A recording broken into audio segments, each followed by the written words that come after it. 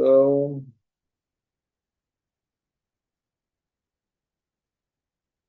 vamos tentar observar a nossa respiração serena e profunda e sintonizar o nosso ser imutável e invariável, a nossa essência, num clima de paz mundial, de fraternidade e amor universal. Creio que oportuno para esse tema de autoconhecimento. Ó poderes do amor, nós vos prometemos nossa fidelidade, sabendo que somente o amor pode redimir o mundo. Nós invocamos vossa bênção sobre todos aqueles que se esforçam para servir. Nós invocamos vossa bênção sobre todos aqueles que têm de suportar sofrimento, que eles possam alegremente descobrir seu envolvimento em vosso amor, mesmo em meio à sua aflição.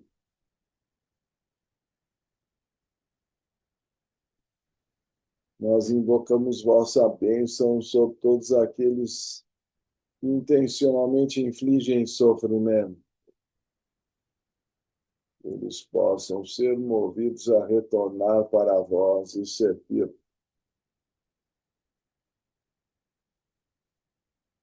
Irradiar luz, paz e saúde em todas as direções. Paz a todos os seres.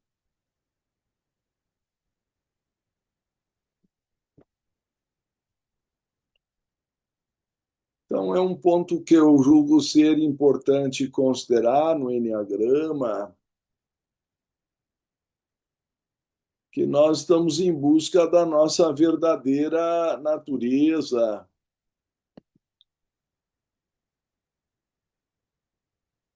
e, portanto, tentando nos livrar do falso ego, que se cria pela falta de autoconhecimento.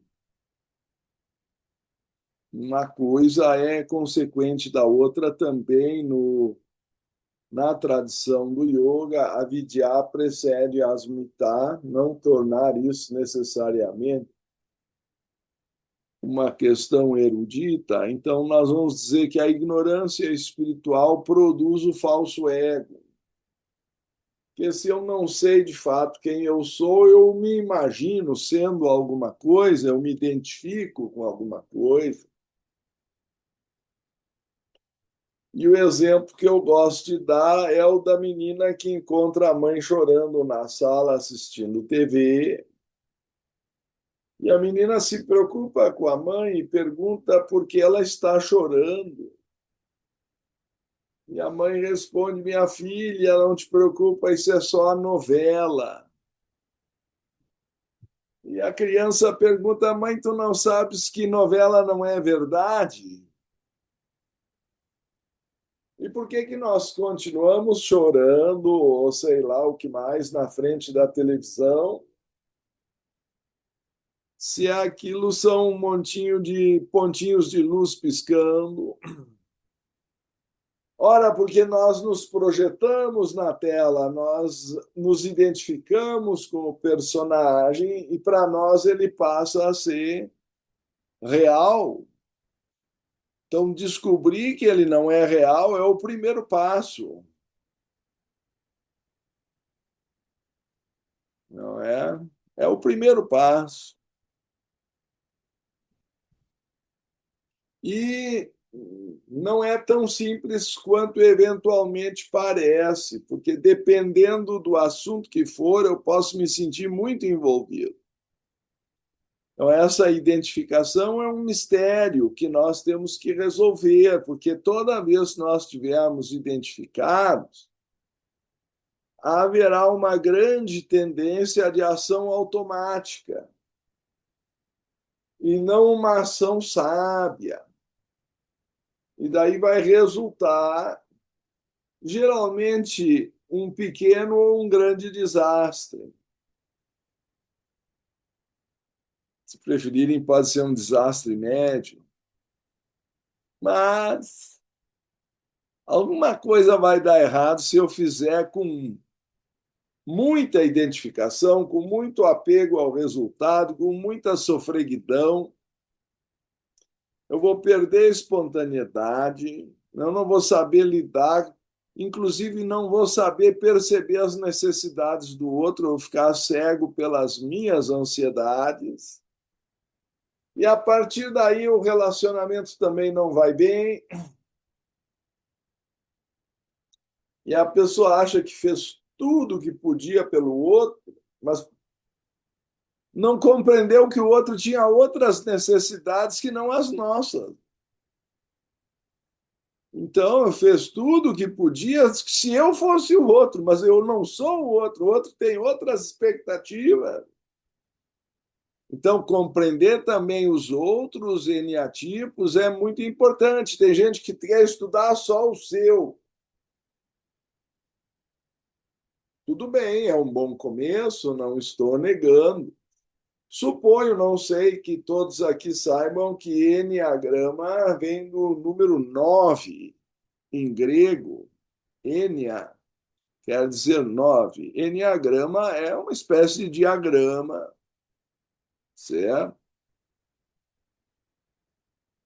Que se refere aos 9 tipos de, de consciência, vamos chamar assim. O melhor seria dizer de temperamento, eu suponho, que vai moldar a nossa consciência, talvez. Ok? Então, fazendo uma simplificação do nosso tema de hoje,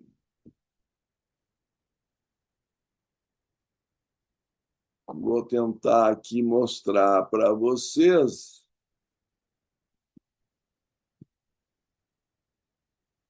o enneagrama e os três centros, porque é derivado de uma trindade original, vamos chamar assim,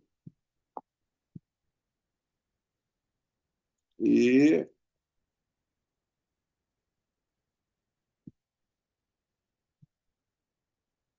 a partir daí, creio, nós temos mais chance de acertar.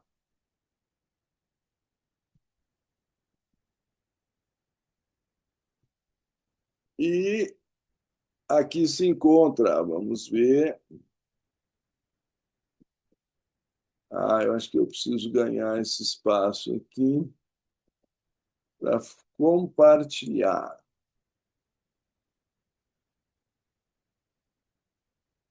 Dá para ver a ideia dos três centros? Esse é um dos livros que nós citamos também da outra vez, o Enneagrama e as Nove Faces da Alma. Tem um enfoque talvez um pouco mais cristão, é um padre e um pastor, o Richard Rohr e o André Zebra.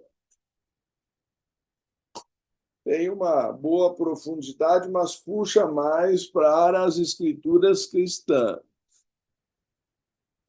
Então, ele vai dividir, como também a tradição de Gurdjieff vai traduzir, o ser humano em três centros fundamentais: a cabeça, que seria mais de autopreservação, planejamento, tende a ser um pouco mais retraído; o coração, que é mais social e solidário; e o ventre, que estimula a natureza sexual e pode ser mais hostil ou, como você sabe, na sexualidade, principalmente entre os animais, há aquela disputa pelo território, pela fêmea, pelo macho alfa, aquela coisa toda que acaba trazendo alguma hostilidade. Suponho que seja esse o raciocínio que esses autores estão tentando enfatizar.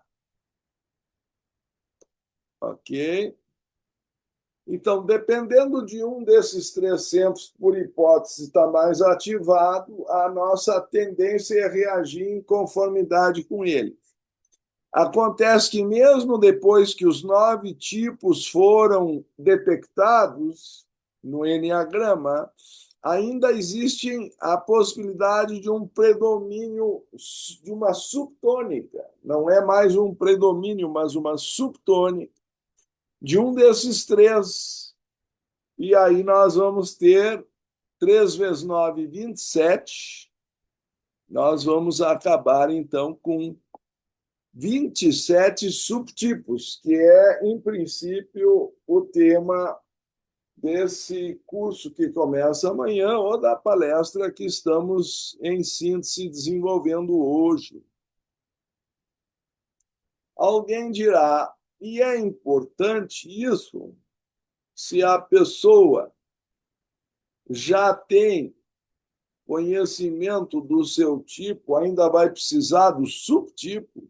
Bem, em primeiro lugar, o subtipo ajuda a diferenciar em relação a outros tipos. E ajuda a pessoa a ter mais certeza se ela realmente acertou o eneatipo dela. Eu não sei se devo, às vezes eu vejo que alguns estão talvez assistindo pela primeira vez, eu vou colocar aqui as origens do Enneagrama no Ocidente, são mais recentes com o Gurdjieff, certo? E também o Ichaço. Então, Oscar Ichaço trouxe, de alguma forma, ou apresentou as ideias de personalidade que pareciam congruentes com as de Gurdjieff, cujos detalhes, às vezes, iam até se aprofundar, e ele chamava isso de protoanálise, enquanto que esse cristianismo esotérico, na verdade baseado no sufismo, que Gurdjieff chamava de quarto caminho, e vocês podem encontrar essas origens na juventude de Gurdjieff no filme Encontro com Homens Notáveis, que eu tenho posto no grupo de WhatsApp. Ok? Então, aí o Fernando é bom nisso, se alguém quiser acrescentar em algum lugar, mas é fácil achar hoje em dia na internet. E no grupo M1 e M2 nós já colocamos. Né? E aí ele, que era armênio, se envolve lá nas suas buscas pelo eu espiritual ao longo da Armênia e vai entrando para outras regiões mais próximas ali, talvez do Afeganistão, enfim, vai indo mais ao Oriente, se aproximando da Índia também, e vocês vão ver, principalmente o sufismo, que é o lado esotérico do hinduísmo, o enneagrama do Sarmuni, ou é o nome da comunidade que ele vai contactar, e essa comunidade aparece recebendo ele depois de muitas peripécias. Eu não vou entrar, também não quero tirar de vocês o gosto por assistir o filme. E haverá talvez alguém que não se interesse por esse aspecto do filme. Então, está mais interessado em praticar, como é o que geralmente acontece. Então, o livro entra em maiores detalhes, os 9 tipos de personalidade do Cláudio Naranjo, ou Naranjo, que foi o meu professor nessa área. Eu fiz com ele os 4 ou 5 níveis lá, o SAT e tudo mais, começando pelo supervisionado por ele, que era o Alaor Passos, do qual resulta também um livro interessante que poderemos usar em parte amanhã, intitulado 27 Caracteres. E aí ele trabalha com umas historinhas, é um pouco mais poético-descritivo, são crônicas, talvez, ok? Sobre a comunidade Sarmuni, e a título talvez de introdução,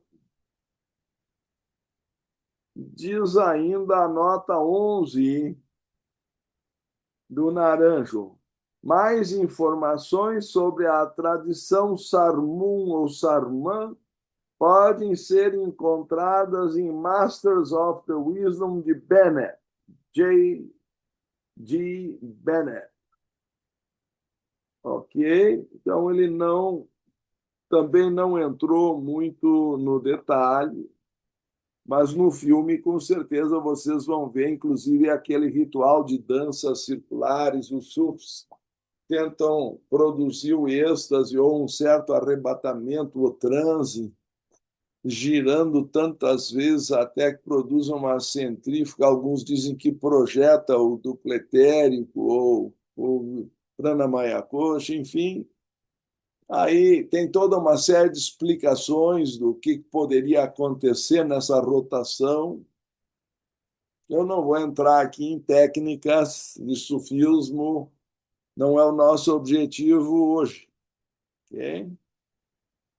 Mas só para dizer de onde vem, qual é a origem, e eu diria que nós podemos atribuir ao cristianismo esotérico primitivo os sete pecados capitais e o seu desdobramento.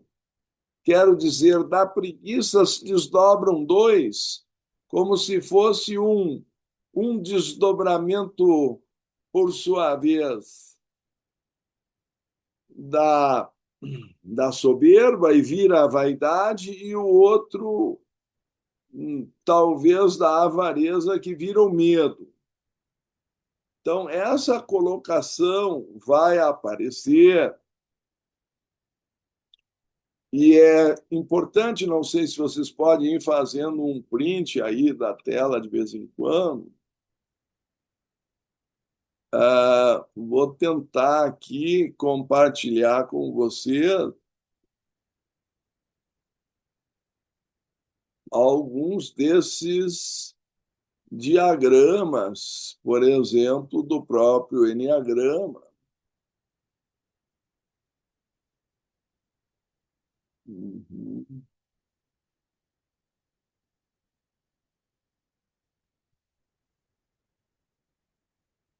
E eu gosto dessa versão colorida, embora ela não tenha os nomes. Depois a gente vai em busca dos outros. Mas começa com a versão numérica,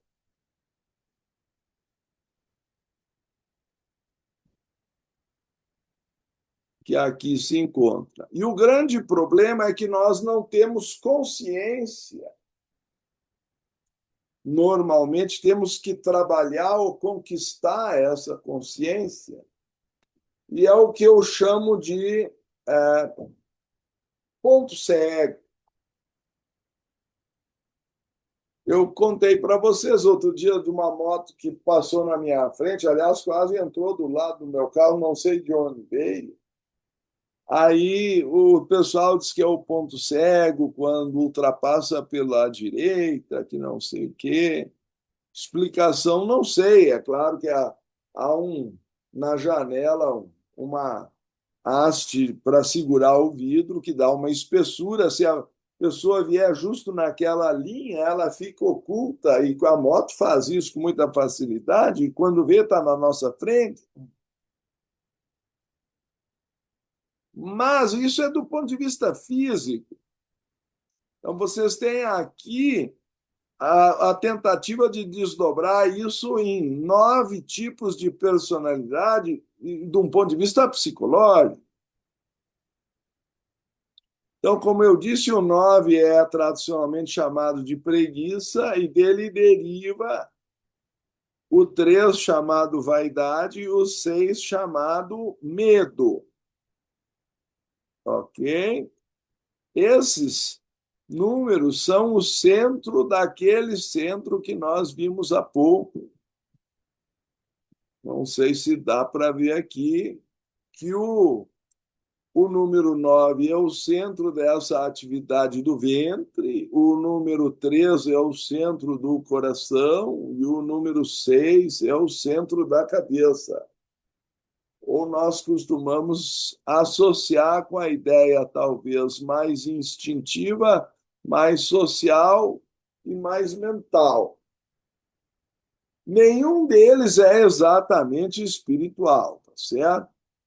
O Enneagrama tem outros desdobramentos mais profundos, mas nós começamos tentando ver os elementos da nossa consciência que estão no inconsciente, nos bloqueando, fazendo ações automáticas e depois a gente se arrepende ou que nem percebe que fez. Passou por cima da outra pessoa e nem notou. E aqui, de novo, nós temos esses 9 pontos. Então, do 9 tem dois vizinhos, o 8 e o 1, fazem parte do centro que eu associo mais à vontade. O 2, o 3 e o 4, a partir do 3 no centro, tem mais a ver com o coração, eu associo mais com a ideia de amor. E o 5, o 6 e o 7, mais em torno do 6, que é o medo, a ideia de desenvolver a mente, aí sugerindo um elemento de autoproteção ou autoconservação. Ok? Depois nós vamos estudar, eventualmente também, no Enneagrama 1, começamos a estudar isso, mas a gente faz um reforço agora dos caminhos de saída dessas flechas. E é importante perceber que há duas figuras sobrepostas. Uma é chamada de triângulo ou tríade, e a outra de hexada, porque são os 6 pontos restantes. Então, 3 mais 6 vai dar 9.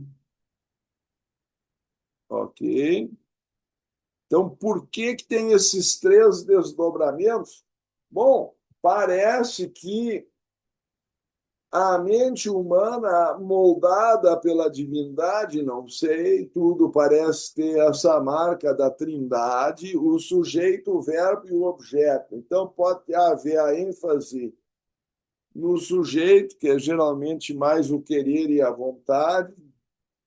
Nós podemos ter o centro mais no objeto, que é a mente, que formula e descreve e memoriza o objeto,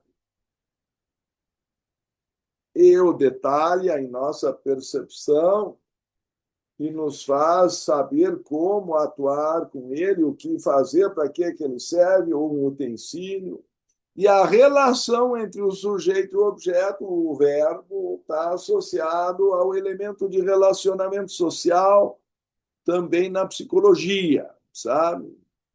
O sujeito e o objeto são relacionados por um elemento de ligação, que nós chamamos de verbo, a ação do sujeito ao objeto. Parece que todo o raciocínio, essa é a visão oriental, pelo menos, gira em torno do conhecedor, do conhecimento e do conhecido. Ou, se quiserem, o conhecedor, o conhecer e o conhecido. E por aí nós vamos aprofundando, então, essa nossa relação com o mundo que parece externo ao nosso redor. Outro exemplo que eu costumo dar é de fazer a barba e se ver no espelho. Mas eu não estou dentro da parede, estou certo? mas eu me vejo como se estivesse dentro da parede. Quem estudou, suponho todos aqui, estudaram, fizeram um segundo grau, ou tiveram que estudar alguma coisa de física dos espelhos, da projeção das imagens. No espelho plano, eu consigo uma imagem virtual, como é chamada, que parece que eu estou dentro da parede, dentro do espelho. Mas porque os raios que vêm refletidos por reflexão vêm divergentes, a minha mente está acostumada a convergir num foco. E aí a imagem fica projetada a uma distância que é outro tanto da distância que eu estou do espelho. Então ele fica lá dentro. Poderia alguém querer talvez pegar uma picareta e atravessar a parede para ver se encontra do outro lado? Acho que vão levar ele para um manicômio ou para uma clínica de reabilitação. Mas a minha gatinha se assusta, acho que ainda até hoje, com a imagem no espelho, fica desconfiada. A cachorrinha parece ser um pouco mais inteligente, já me olha através do espelho e faz a cena dela para ganhar alguma coisa. Ela sempre está. É um limpa-trilho, aquele shih tzu, está sempre querendo comer alguma coisa. Mas o fato é que o espelho é um mistério para a consciência que ainda não se associou a ele. E nós projetamos do lado de fora o que na mente está. E isso é o que os orientais chamam de vikshepa. Ou a tradição do yoga fala da projeção da mente, criando um mundo externo que, na verdade, existe dentro de nós. E se ele ficar ainda com os coloridos emocionais e mentais dos nossos traumas de infância, que genericamente o pessoal chama de inconsciente, todo um mecanismo de ações e reações automáticas de defesa vão se estabelecer. E aí esses 9 tipos de defesa nos interessam. Porque ao tomar consciência do mecanismo, eu começo a me libertar dele. Isso é fundamental. Perceber que aquele mecanismo não depende de mim, mas é uma projeção de um filme automatizado. Hoje tem esses programas que volta e meia perguntam se a gente é um robô. A gente diz que não, mas eu não tenho tanta certeza. Alguma parte de nós é bem robotizada. E descobrir que parte é essa e trabalhar ela pode ser decisivo, pelo menos para os nossos relacionamentos, o que quer dizer para a nossa felicidade. Porque se as nossas relações não vão bem, a felicidade tira férias. Então, aprender a relacionar-se e saber que o outro também tem o robozinho de mecanismo de defesa dele, e é alguma coisa que nós não queremos ver, por isso nós chamamos de ponto cego. Um dos personagens que é muito interessante aqui do Alaor Paz, ele vai dando nomes muito criativos para os 27 caracteres. É um do tipo 7, chamado honestino fraudulência. Então, se eu posso dar como exemplo, o honestino fraudulência é muito criativo, ele é muito articulado intelectualmente, como o 7 costuma ser, e então ele explica tudo, é capaz de vender até geladeira para pinguim. Não sei se vocês sabem como é que se faz, tem que explicar para o pinguim que lá no polo não dá para controlar a temperatura, mas na geladeira dá para graduar. Aí vocês convencem o pinguim a comprar a geladeira, mesmo morando no polo. Enfim, o pessoal se vocês conhecem um do tipo honestino fraudulência, vocês vão ver que eles dão um nó em pingo d'água, vendem qualquer coisa, são muito persuasivos. Mas aí vai explicando que o Onestino Fraudolência colocou o coração dele numa urna de tesouro com tantas outras coisas, que ele tem medo de tocar nas suas próprias emoções, e ele fez toda uma fantasia em torno daquilo, chaveou, não sabe mais onde está a chave daquela urna, ele não quer olhar para aquilo, então ele perde o contato com as suas emoções e com os seus sentimentos, ele fica hiperfalante. Eu não sei, talvez no nosso congresso tenha alguns com essa característica, né? O nome já sugere alguma coisa, eu não vou entrar em outras questões aqui, mas é, é muito interessante ver a descrição desse subtipo. E aí vocês vão ver também o sexo sexual mais paquerador, ou quem sabe muito extrovertido também, e que pode estar relacionado a esse honestino fraudulência, porque ele vende uma imagem, certo? E outros tipos de sete mais suaves.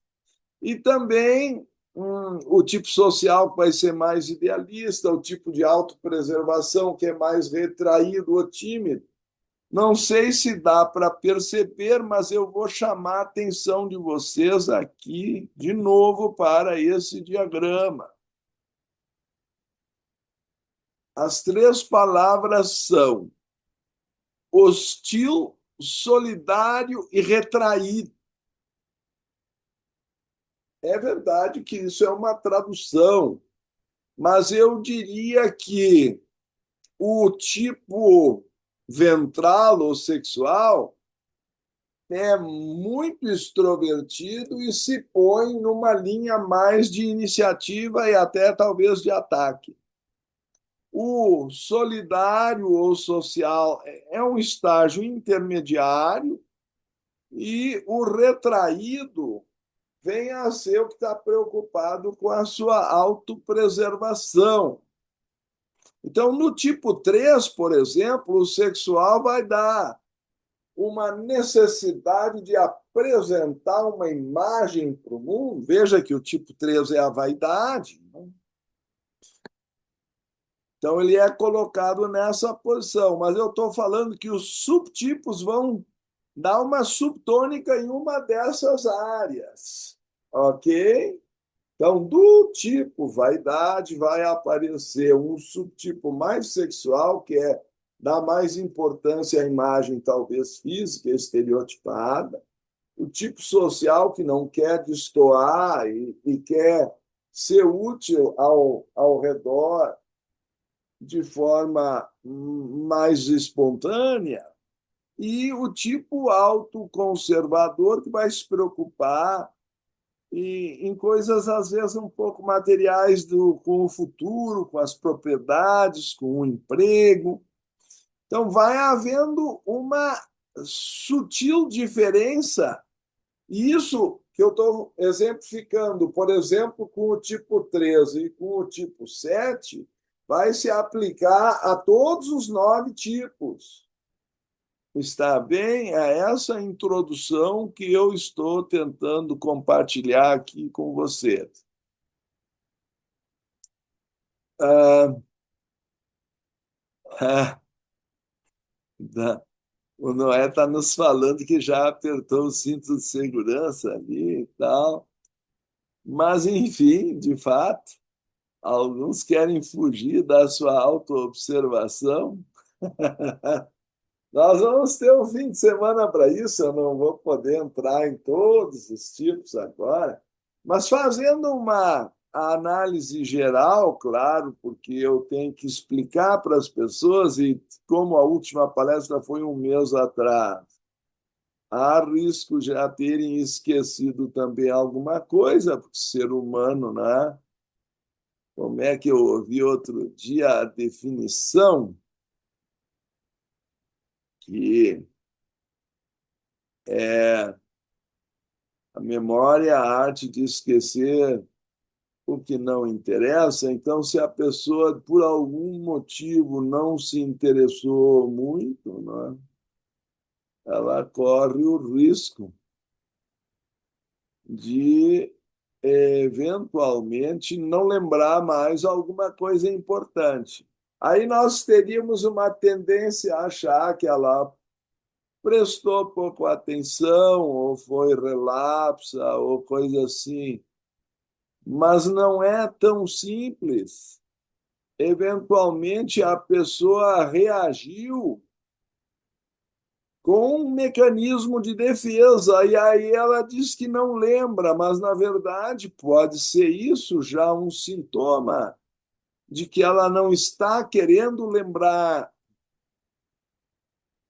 tá certo? Então vocês vejam que o assunto pode ficar relativamente mais grave do que parece, e assim nós corremos o risco de perder a exata noção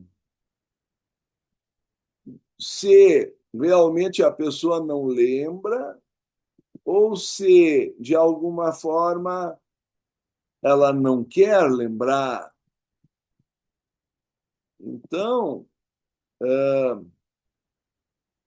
por essas e por outros mecanismos desse gênero, nós ficamos, às vezes, numa situação de negação do que nós estamos observando, ou, quem sabe, nem estejamos de fato observando. Então, voltando aqui para o nosso diagrama da que eu acho talvez a versão mais bonita, a beleza também tem o seu dom de nos encantar. É, eu sempre esqueço onde é que eu tenho que apertar aqui. Aqui está. Então, existe aqui um triângulo entre o 9, o 13 e o 6, e a hexada, que começa com 1, vai para o 4, 2, 8, 5, 7, volta para o 1. Então, isso surge do quociente ou da divisão de 1 por 7. Se vocês quiserem fazer esse tipo de cálculo, talvez se interessem por esse recado, não é? Da divisão numérica,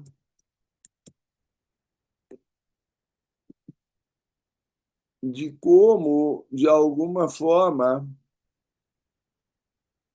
dividindo o número 1 por 7, nós vamos obter essa dízima periódica que repete esses 4 algarismos, desculpe, esses 6 algarismos que vêm a ser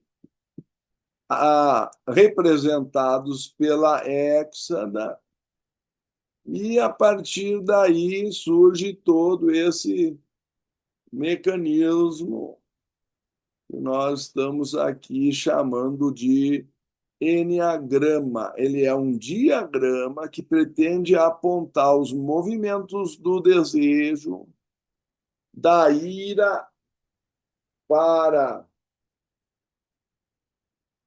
aquilo que foi chamado inveja, da inveja para o orgulho, a soberba, que por sua vez se desloca para a luxúria, desce para a avareza, sobe de novo para a gula, ou às vezes chamada também uma espécie de ganância existencial, e dali vai na direção da ira novamente.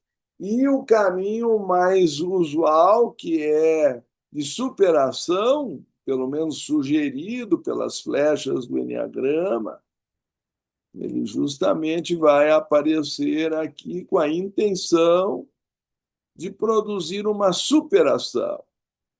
Ok? Então, essa superação eu suponho tão importante, aparece no chamado Enneagrama das Paixões. Eu estou reproduzindo ele aqui, vamos ver se eu consigo. Esse é o Enneagrama base com a direção das flechas, que nós vamos tentar inverter para que o robô não nos conduza. Eu acho importante que vocês tirem um print disto aí, porque como nós não estamos num contato físico e nem eu posso estender para vocês uma apostila física, então as imagens podem ajudar, não é? Então, o Enneagrama está nos ensinando que a inveja e a avareza, que são as tendências mais hipersensíveis, ficam na parte de baixo do Enneagrama, e na parte de cima, que é menos sensível e mais volitiva, estão os tipos de ego mais resistentes à crítica e ao ambiente.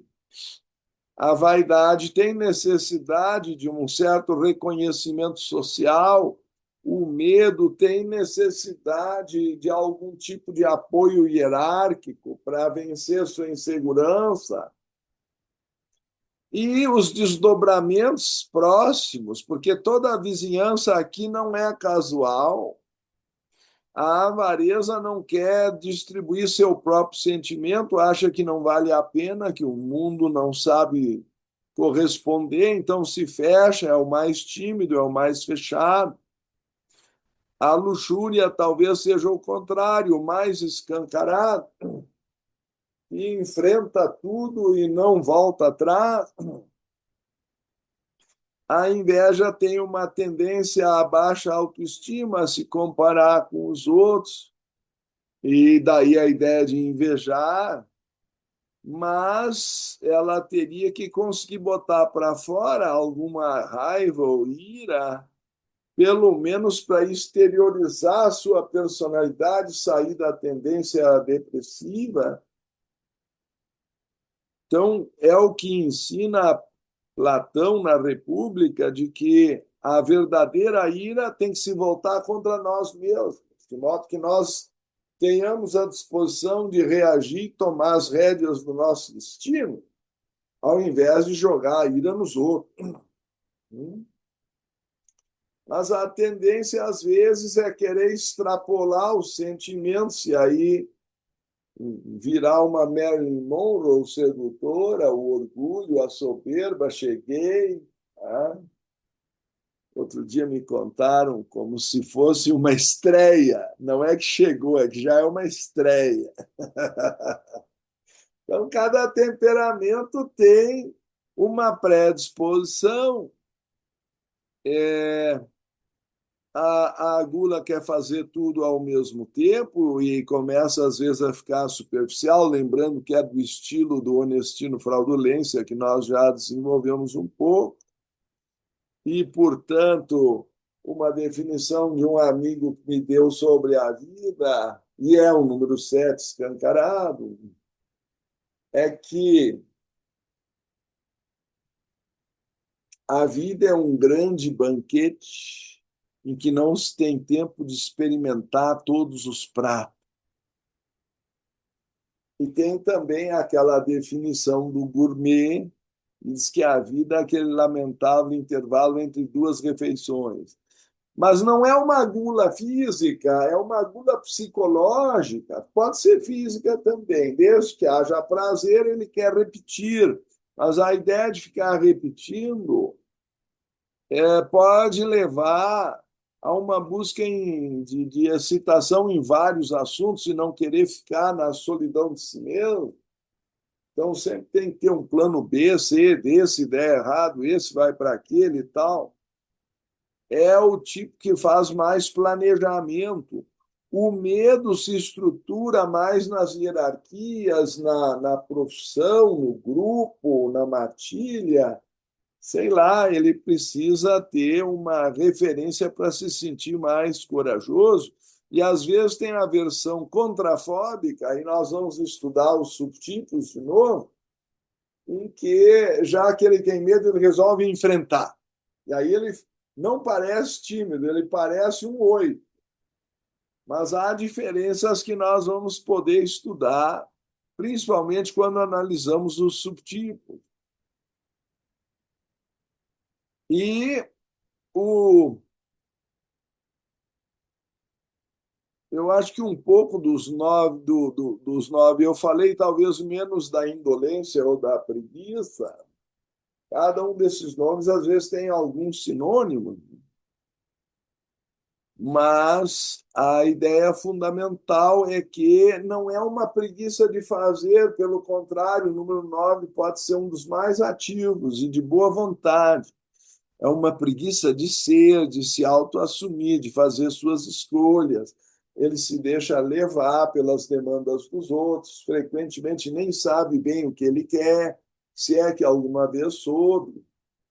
Já meio que a personalidade dele na infância, às vezes tem muitos filhos, ele não quer incomodar, ele já nasceu depois que a família ficou grande demais, ou já teve muitos problemas, então ele é meio invisível. Isso é baseado na teoria de que muito ajuda quem não atrapalha, então ele não demanda as coisas para si. Enquanto que o da vaidade, ele quer ser útil também, mas ele tem uma cobrança de eficiência. Né?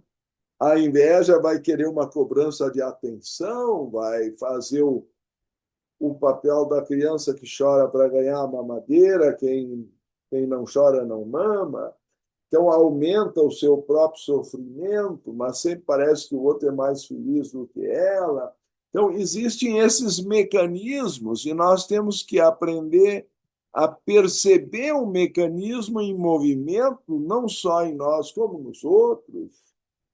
E essa é a grande chave que a Hexada nos oferece e também a Tríade, para nós meditarmos em qual das emoções está nos levando e qual é a maneira que o Enneagrama sugere, para nós tomarmos consciência de um caminho de saída para esses mecanismos automáticos que poderão estar se estabelecendo em nós.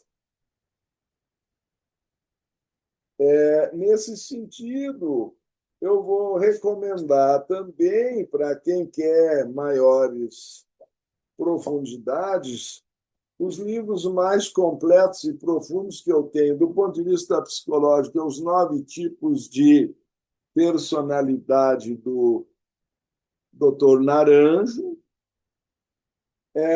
e também da Beatriz Chestnut, o Enneagrama Completo. Parece ser um livro exaustivo de pesquisa e realmente entra nos subtipos também, fala no tipo e no contratipo. Por exemplo, o sete de autopreservação, ela dá o nome de defensor do castelo.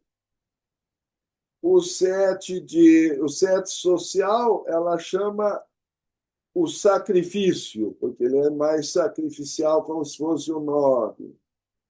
E o sete sexual, ela chama de sugestionabilidade. Provavelmente o honestino fraudulência querendo vender o produto dele, né? Ele dora a pílula. E assim, cada um deles, nós vamos poder estudar também. Outro que eu poderia sugerir é o Enneagrama de Bolso da Helen Palmer como uma síntese. E aí vão aparecer os tipos 9, né? União, quando é sexual, participação, quando é social, apetite, quando é autopreservação. Mas dizer só o nomezinho não é talvez suficiente, nós vamos ter que aprofundar mais isso.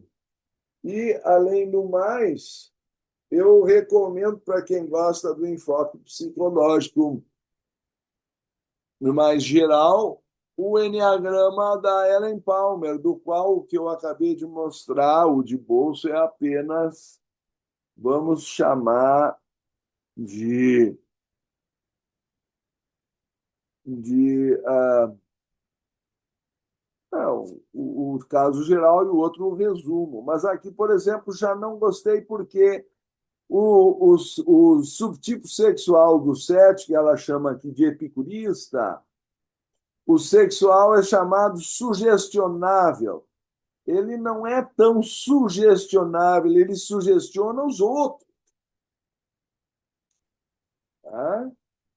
Porque ele está tentando induzir uma ideia, assim como o tipo 2 vamos chamar assim, sedutor. Ele está tentando induzir um sentimento. E o social, tudo bem, ele pôs sacrificial, e o de autopreservação, em vez de protetor do castelo, aqui é chamado defensor da família. Então, de um autor para o outro, ou às vezes até o mesmo autor, varia com os nomes que dá, porque esses nomes são tentativas de transmitir uma ideia com poucas palavras, mas nós temos que fazer uma reflexão. Como que, enfatizando, por exemplo, o centro sexual, o 7 vai se apresentar, ele já é a gula. Hum? Ou como que o tipo 4, que é a inveja, sexualizando, vai ficar competitivo, querendo conquistar a outra pessoa. E às vezes meio irritadiço por isso, parece às vezes um 8. Então tem gente que fica em dúvida entre um tipo e outro, e eu vou pedir para todos que quiserem fazer o curso, se ainda não me enviaram, que enviem uma página que seja de uma biografia, uma síntese biográfica da sua primeira infância, da relação com os irmãos e com os pais, para eu sentir que tipo de coraça se criou como proteção desse robô, desse automatismo, para proteger a sua fragilidade infantil. Depois que nós crescemos, nós não precisamos mais dessa armadura, dessa coraça, mas por hábito nós, em geral, continuamos usando ela e ela impede o nosso melhor relacionamento, ela bloqueia a verdadeira expressão de luz do nosso ser, num mecanismo de defesa que teve sua utilidade na infância. Eu não estou querendo descartar o ego como uma coisa totalmente má, porque alguns querem só demonizá-lo. Não, ele cumpriu sua tarefa, mas como dizia o Buda, depois de atravessar o rio com uma balsa, eu não vou sair arrastando a balsa nas costas, eu deixo ela lá, ela já cumpriu sua tarefa. Eu tenho que saber abandonar essa carcaça que está me prejudicando na minha livre expressão, que eu me tornei, de repente, um vidro sujo por onde a minha própria luz não passa. Se cobrir-se muito de pó, o espelho, ele começa a perder sua utilidade. A mente, como diz também Blavatsky na Voz do Silêncio, porque a mente é como um espelho, cobre-se de pó ao mesmo tempo que reflete. Essa é a tradução de Fernando Pessoa para a língua portuguesa. São necessárias as suaves brisas da sabedoria da alma para limpar o pó de nossas ilusões. Então, eu não encontro o meu verdadeiro ser, conclui. Procura, ó principiante, fundir a tua mente com a tua alma. Mas para isso tem que haver uma purificação, tem que ser removido o pó, os mecanismos automáticos, a agitação da mente. Eu me lembro quando garoto faziam aquela piada de que o suco de maracujá fazia mal para a vista. Aí o pessoal perguntava por quê. É dizer, porque vem com uma colher junto, então tem que cuidar ao tomar o suco para não enfiar a colher no olho. Tá?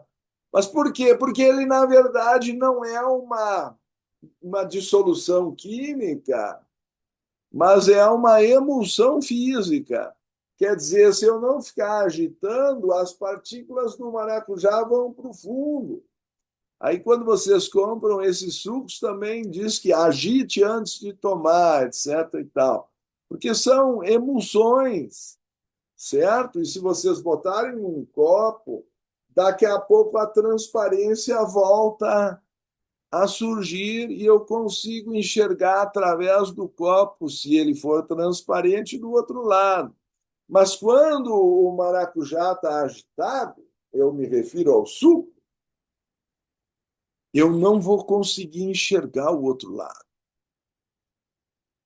Então, eu perco profundidade em autoobservação, eu perco a conexão com a minha própria alma quando o suco está agitado, quando o espelho está empoeirado, eu fico lutando com mecanismos de defesa que não são necessários.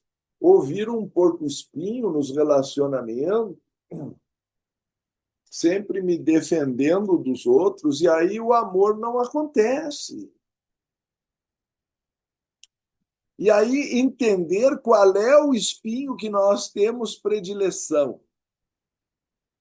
Que esse porco-espinho ele tem mecanismos de defesa. Cada um dos eneatipos pode ser visto, ou deve ser visto, como um mecanismo de defesa das paixões.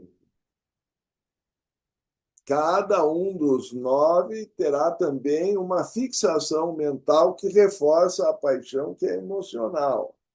E cada um dos 9 ainda terá a possibilidade de 3 subdivisões, que é o que nós vamos começar a estudar aos poucos. Se o predomínio for mais sexual, se o predomínio for mais social, ou se for de autopreservação, quer dizer, talvez o mais instintivo, o mais de interação ou de relacionamento e o mais mental ou de autoproteção. Será que eu consegui passar uma ideia geral, vamos dizer, do que são os subtipos e como o aprofundamento neles pode nos levar a ter mais certeza, ou quem sabe até descobrir que a gente julgou estar num tipo e está no errado, porque deu mais ênfase ao subtipo do que ao tipo. Então, existe, já havia acontecer, de repente, no Enneagrama 2 a pessoa descobrir que ela se equivocou na escolha do número 1, do Enneagrama 1. Algumas pessoas têm a concepção de que o facilitador deveria interferir mais. Bom, na medida em que a pessoa começa a se achar, isso pode ser feito. Mas a essência do enagrama é a própria pessoa descobrir o seu mecanismo. Se eu simplesmente empurrar para a pessoa que ela é assim, pode acontecer duas coisas. Uma, ela rejeitar, e aí o eneagrama não vai produzir efeito. Segundo, ela se martirizar porque aquilo então é uma marca que vai ser feita como um escravo que recebe uma marca de posse na pele. E não, aquilo é um elemento que nós temos que aprender a superar, não uma coisa que vem para nos martirizar, para nos escravizar.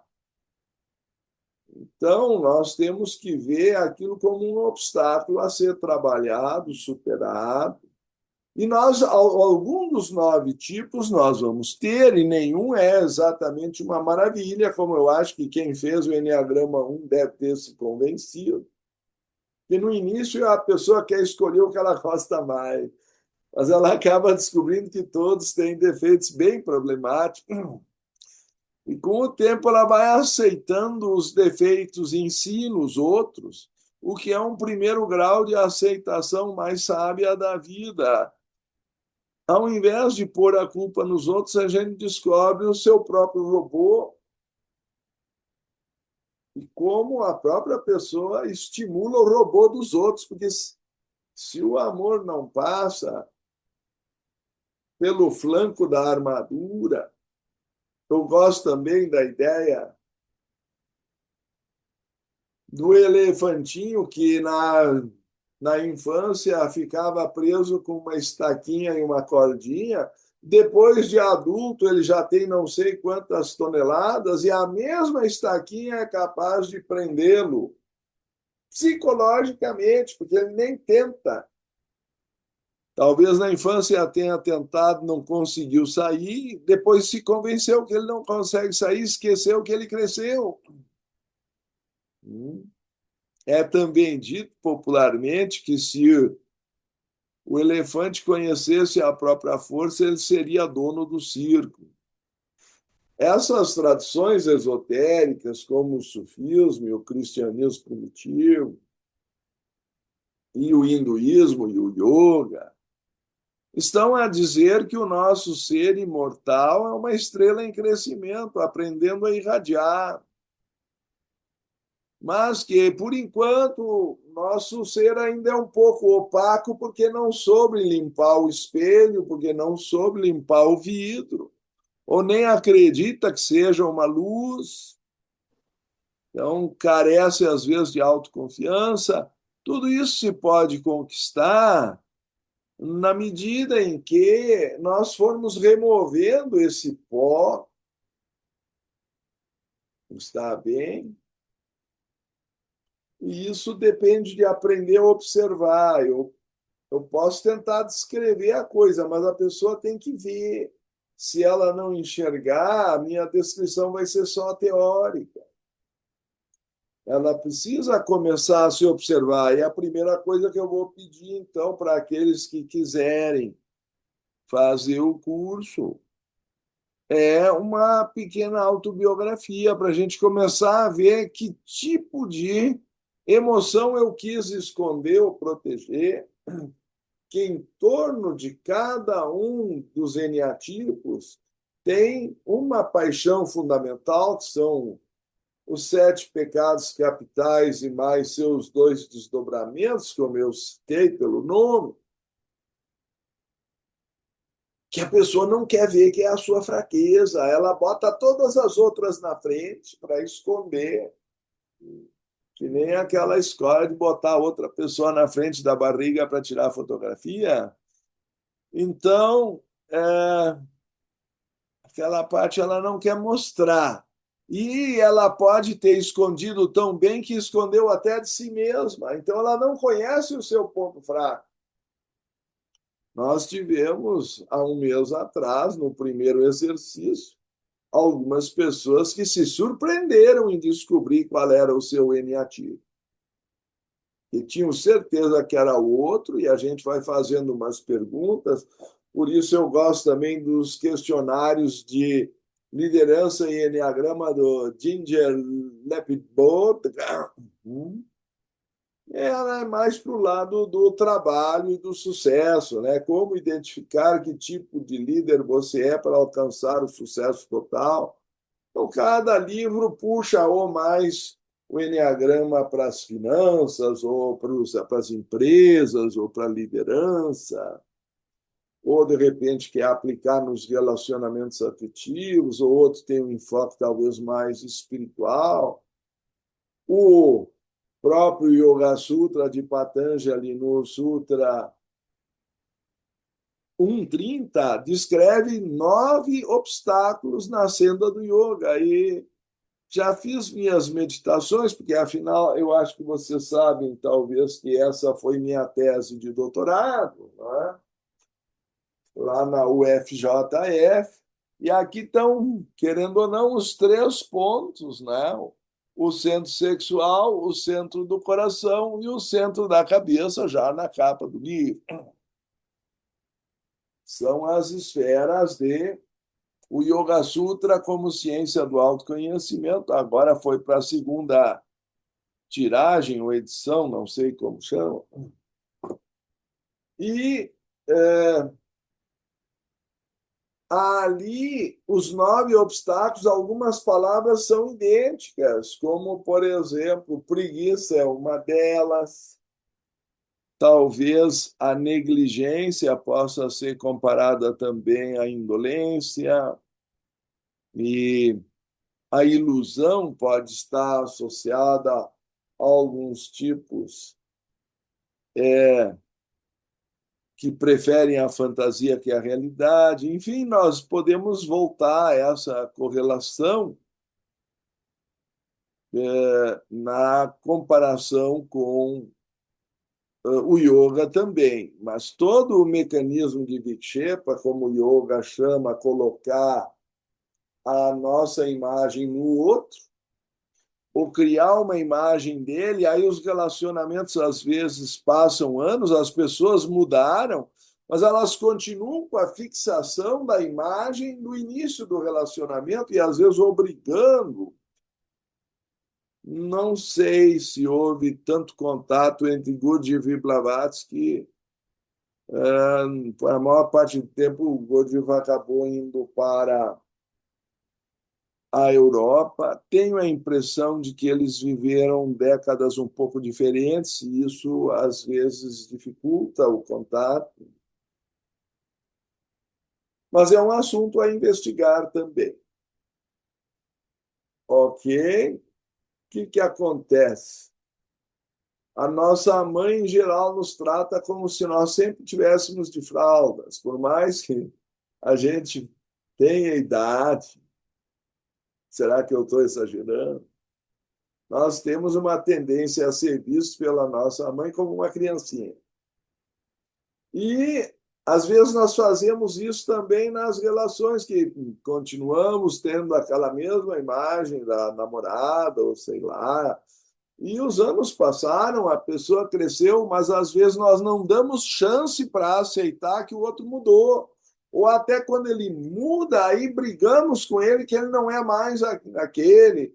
Vocês já talvez tenham ouvido a expressão: tu não pareces mais o homem pelo qual eu me apaixonei, ou tu não és mais a mulher com a qual me casei, ou sei lá o quê.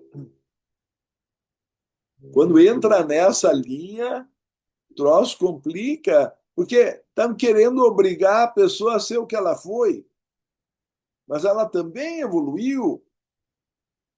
Por favor, Iris,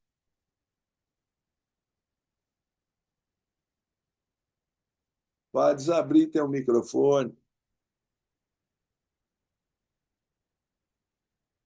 O formato, sim, o formato do curso, primeiro vou dar um pequeno desdobramento dos subtipos. A diferença é que antes eu dei os tipos e agora eu vou dar os 27 subtipos.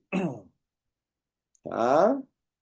E depois nós vamos um a um tentando ver se a pessoa descobriu dentro do seu tipo qual é o subtipo que lhe corresponde. E alguns talvez venham a descobrir, eu espero que não, né? Mas há o risco da pessoa, ao tentar aprofundar o subtipo, descobrir que ela nem era daquele tipo. Já vi acontecer. E, ou o que é pior, né? A gente vê que a pessoa está no tipo errado, mas ela não se vê. Então, aí, algumas perguntas, algum tipo de tentativa de demonstração de que o tipo não está encaixando direito. É um assunto delicado, não adianta querer empurrar a pessoa para uma caçapa, nós não estamos jogando bilhar. Ela tem que perceber quem ela é, senão eu temo que não haja muita utilidade no exercício, basta ler o livro em casa e ela pega o tipo que ela gosta mais É o que costuma acontecer. Ah, eu já sei meu tipo. Bom, ótimo. Só que a gente faz umas duas ou três perguntas e começa a dar problema. E quando entra no subtipo, esse parafuso aperta um pouco mais. Não sei se isso mais ou menos responde a tua pergunta. Então, amanhã a gente vai tentar fazer das 9 ao meio-dia e, de repente, a gente pode decidir, mas eu acho que com o maior número de pessoas dessa vez seria bom fazer das 14 às 18. E no domingo de manhã também eu iria tentar até fazer um pouco mais cedo, das 8 às 11, porque tenho também alguma atividade mais perto do almoço. Eu acho que o almoço de domingo, para muitos, é complexo, não é? Porque envolve a família. Foi o próprio Gurdjieff quem descreveu o subtipo. Olha, é que ele descreve os três centros de consciência. Então, podemos dizer que o detalhamento foi acrescentado, talvez, mas ele descreve e também os bens que vai entrar nesse assunto. Então, os chamados subtipos é a sobreposição do ensinamento de Gurdjieff sobre os três centros de consciência com os 9 tipos do Enneagrama, certo? Não é uma coisa distante do que o Gurdjieff explicou, apenas que, como eu estava tentando dizer, aperta um pouco mais o parafuso, né? Leva mais fundo a questão, tomar também a consciência de qual é o centro que está na subdominância da minha consciência e quais são as consequências disso, tá certo? É, eu queria aqui mostrar para vocês também, embora eu acho que todos aqui já viram no convite, mas eu acho que é meu dever mostrar pelo menos o meu telefone. Onde é que foi parar isso que eu levo Coloquei uma. no chat também, eu vou reenviar. Ah, é? Porque acaba sendo o nosso ponto de contato. Se a pessoa tiver perguntas a fazer, ou a mesmo para indicar os livros, né? Tu conseguiste botar no chat os livros que eu mencionei, ou alguns, pelo menos os títulos? Se o senhor pudesse repetir, eu anotei, mas preciso confirmar alguns nomes. É uma maneira geminiana muito boa de descrever o problema. É uma suavidade, né? Então, vamos lá. A liderança e o enneagrama. Agora, o nome dela não é fácil. Ginger Lapid Bogda. Por isso que eu acho que tem que fazer uma lista e pôr no grupo depois. O enneagrama completo, Beatriz Chestnut. Dá para ver ali o nome dela. Eu acredito muito no print. Não sei se eu estou ficando viciado com isso já no computador. Aí. O Enneagrama e as 9 faces da alma. Esse é do Richard Rohr e Andreas Eber. Esse enfoca um pouco mais pelo lado cristão religioso. Também a mecânica do medo do Mário Salomão é meu amigo.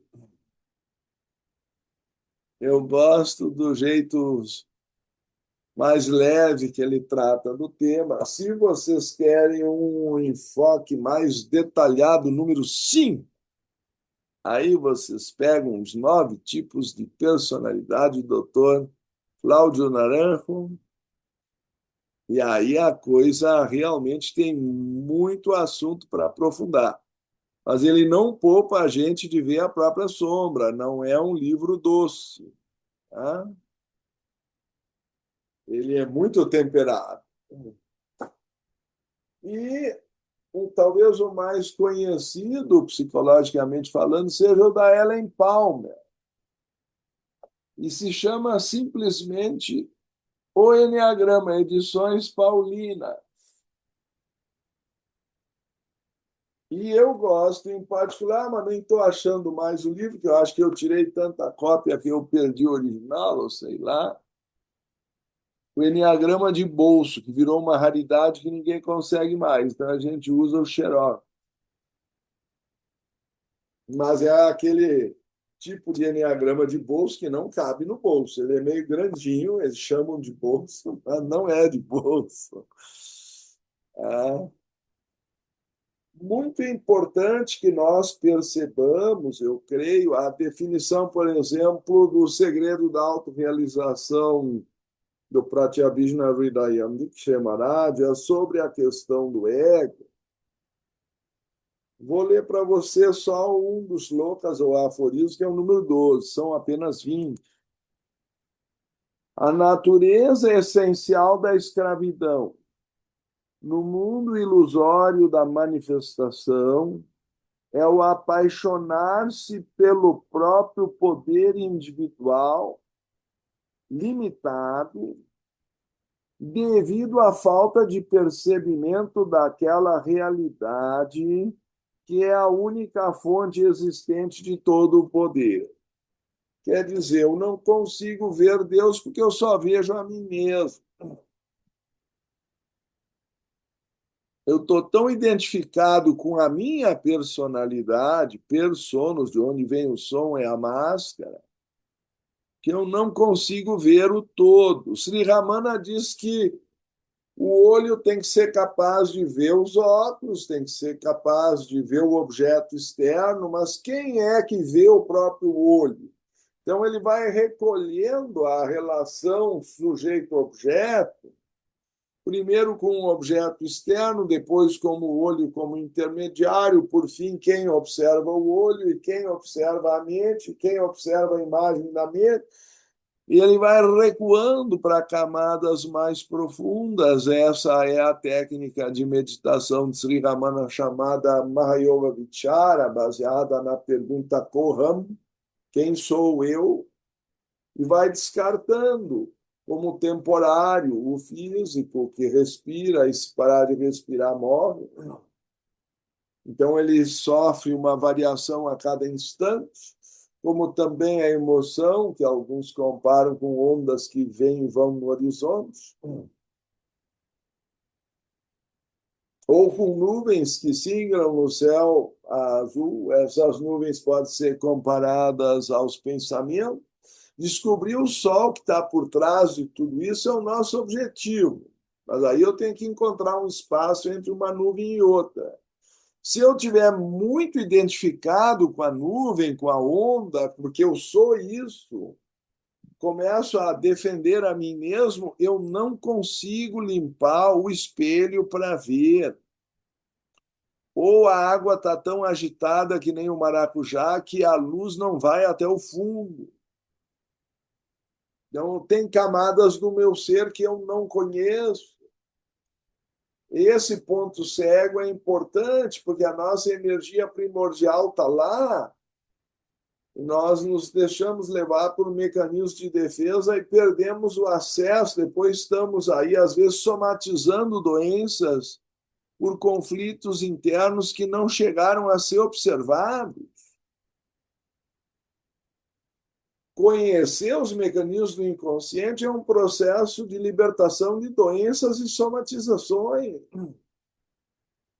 É encontrar a paz dentro de si, é descobrir o sagrado nas relações humanas, é ressignificar a vida a partir de uma profundidade diferenciada do que o mundo moderno oferece, que é tudo muito superficial e vai só fotografando e botando no Instagram, mas é uma vida de,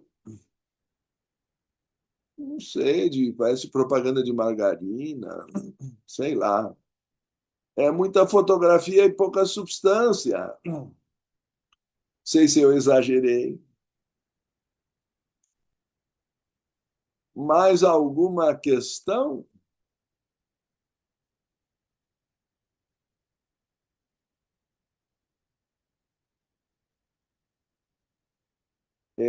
É incômoda a placa indicativa do caminho, é verdade. Pois é, nós vamos voltar aquelas 7 flechas lá, ou melhor, são 9 caminhos, né? Portanto, 9 flechas, 6 da hexágono e 3 do triângulo. Aquilo também precisa ser aprofundado. Para quem já fez o Enneagrama 1, com a diferença de que, ao notar o subtipo, eu vou também compreender que há outros do meu tipo um pouquinho diferentes de mim, e como trabalhar essa observação. Eu me lembro que quando eu terminei de fazer o Enneagrama 1 e voltei a me relacionar com os meus amigos, eu começava a ver neles. Alguns me davam vergonha de mim mesmo, porque eu via as minhas características neles que eu nunca tinha visto. Porque o Enneagrama é um espelho. E aí eu, às vezes, descobria o que falava Jung, que o que eventualmente mais me irrita no outro é aquilo que eu mesmo não resolvi dentro de mim. Então, nós temos que observar com atenção se aquilo não é um indicativo do nosso ponto cego. Por favor, Cláudia. Boa noite, todo mundo. Ricardo, asa é a mesma coisa que subtipo? Na verdade, a asa é uma pequena contaminação com o vizinho. O Hum, subtipo é uma subdivisão de acordo com o centro. E alguns ainda falam na perna, que é a linha que eventualmente a pessoa traça, que ela ainda tem uma característica ou do tipo de onde veio, ou começa a desenvolver uma linha na direção do tipo para onde vai. Aquilo seria o ideal, né? Sinal de que a pessoa é redimida, como alguns dizem, porque ela conseguiu encontrar o caminho de saída do seu eneatipo.